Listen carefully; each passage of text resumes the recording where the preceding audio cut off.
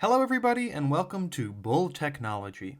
This is my 2014 15-inch MacBook Pro. It was the top of the line model in 2014, but recently its battery has, reduced capacity. Its aging i7 and NVIDIA graphics are definitely falling behind, and the fan never seems to shut up. So I think it's time for a new computer.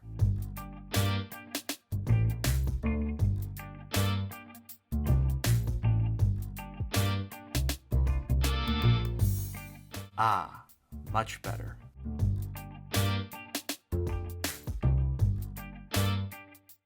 This is my brand new M1 powered MacBook Air.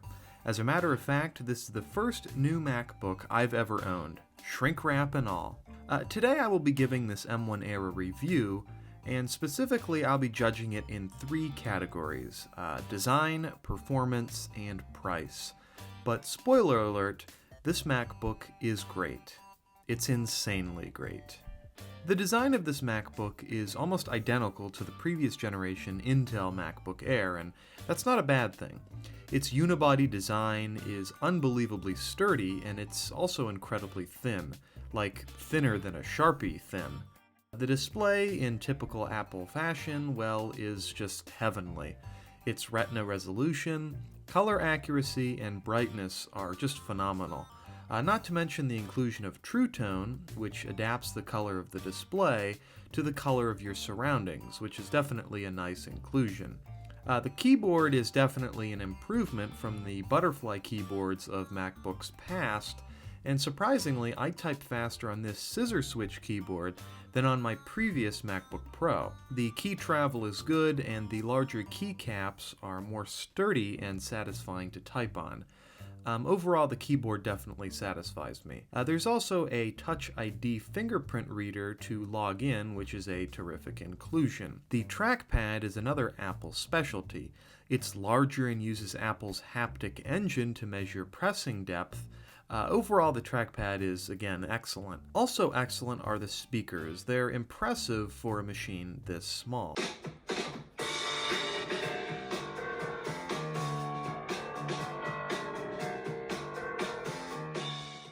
The webcam, while 720p, uses Apple's post-processing, which makes the image look much more natural and bright.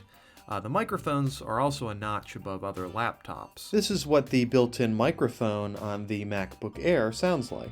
The Air is also fanless, which means it's absolutely silent. As far as complaints about the Air, I have a few. The first is the location of the USB Type-C ports, and yes, this laptop only features two USB-C ports and a headphone jack. That hasn't bothered me though. What has bothered me though is that the USB-C ports are both located on the right-hand side of the device, which is annoying to say the least. Another complaint is the location of the Do Not Disturb key. This is new to Macs I've used, and I frequently accidentally press the Do Not Disturb key and wonder why all of my notifications are suddenly silenced. These complaints aside though, it's clear that the M1 Air's design is excellent. Next, let's discuss performance, and this is where the Air far exceeds the previous generation. Unlike the puny dual-core i5 found in last generation's Air, the powerful M1 chip is capable of almost anything. The Air I have here is the 8-core GPU model with 16 gigabytes of RAM. In day-to-day usage, the Air is far more responsive than any computer I've used. It breezes through web browsing, email, and listening to music, and in benchmarks, the Air beats out every Windows device in its class. This also means it is great for more intensive tasks such as video editing.